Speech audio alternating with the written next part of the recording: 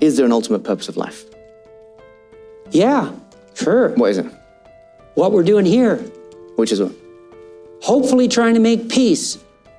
Is that enough? We'll see. Yeah. Because if... It's better than the alternative. What's the alternative? Hell. Okay. Which we're toying with. I don't mean us. Yeah. Well, us too. I think that it's almost like once you understand what life is really about, there's no emotion which isn't enjoyable. The only emotional state which can be seen as detrimental is feeling nothing at all. But if you're sitting at home and you're feeling truly heartbroken, at least you're feeling something, right? At least, and I think that's the whole part of being human. I think we're here to struggle. I think we're here to go through pain. That's so I wake up each day and go, what can I attack? What problem can I solve? Well, the only purpose is to know and worship God. Let the sky speaks or the stars on sky may be. Looking at the beauty of nature, the answer becomes easy of why God should be worshipped. The creation of this world and the world after it gives us reason to believe in the greatness of Almighty God. How does a day turn into a night or a night into a morning? These are surely the signs to thank God for the best He has endowed on us. Similarly, when we read a novel, we know that its author exists. Things are shaky at the moment on many fronts, and we have this opportunity in front of us, all of us, to have a very abundant world, right? Where everyone has enough. And maybe more than enough.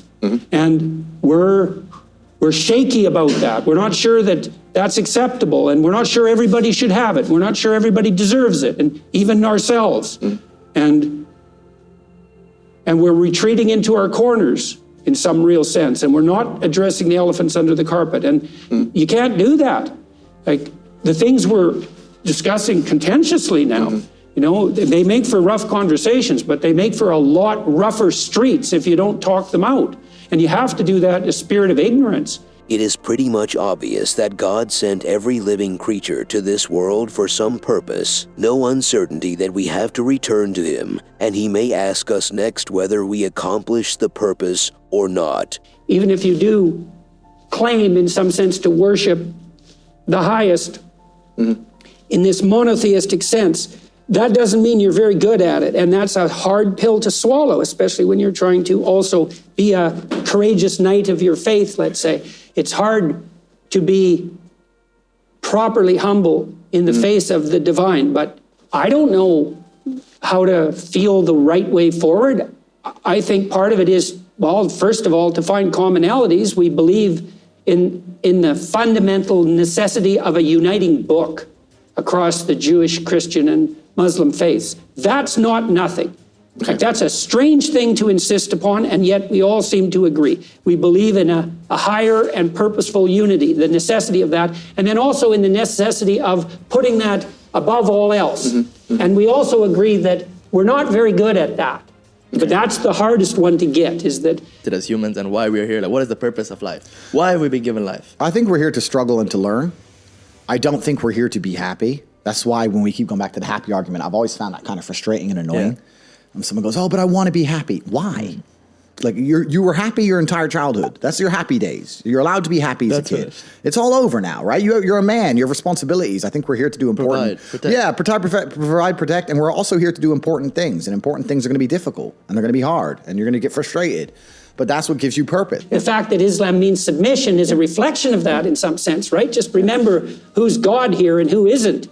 And that's a very hard thing to keep in mind. So when I listen to you, you disagreeable character, I'm trying to separate out the wheat from the chaff, you know, because there's no doubt I have many things to learn, as I learned to some degree. Honestly, I appreciate this part of, like, you know, I learned from your humility, honestly, the way that you come across. And once again, I do appreciate both of you coming here, you know, and I appreciate disagreeability as well. Like what you've said there is good. I deserve the accountability just like he does. I don't want to be a person who, you know, who can't dish it out, who dishes it out but can't get it himself. I deserve it. What about this universe? Think about this. The Earth is one planet in our solar system, and our solar system is one of the systems in the Milky Way, and the Milky Way is one of the the constellations in that galaxy, and there are millions of galaxies like the Milky Way. Think about that. And they are all in order. They are all precise. They are not colliding with each other. They are not conflicting with each other. They are swimming along in an orbit that has been set for them. Did human beings set that into motion? And are human beings maintaining that precision? No, of course they're not. You wake up and you find yourselves on a ship. Now, what would be the first questions that you would ask? Would you ask things like, how did I get here? Where are we going?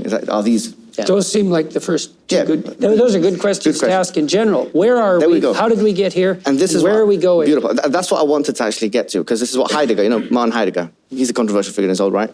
Okay, but he described this as the thrownness of life. Yeah. Because we're chucked into life. We're thrown into life, right? So the fact now that we're in this world, these questions that we would be asking if we were on a ship and we're just chucked on a ship are the same very questions, like you said, that we would be asking if we're in this world. Where did we come from?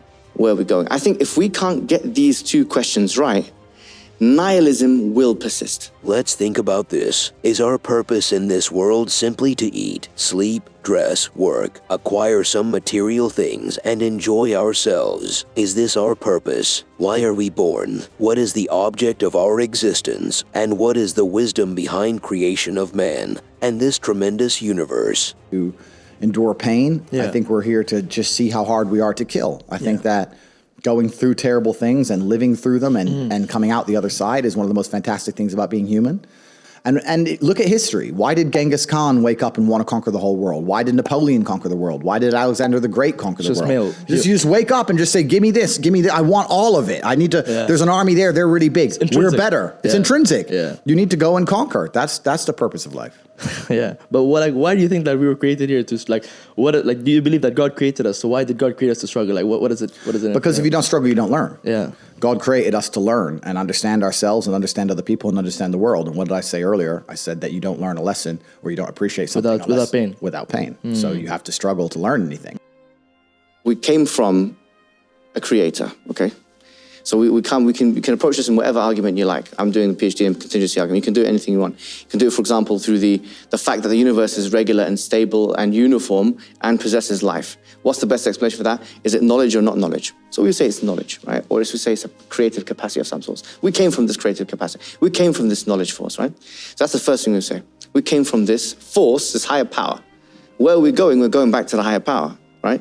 And we're going back to the higher power with our deeds, which we have to be responsible for, which is exactly, it's a hallmark of what you stand for. And that's, I believe genuinely, that's why you're asking, why are so many people listening to you? Because if you study the atrocity of history with any degree of seriousness, you have to take account of the fact that people like you did it.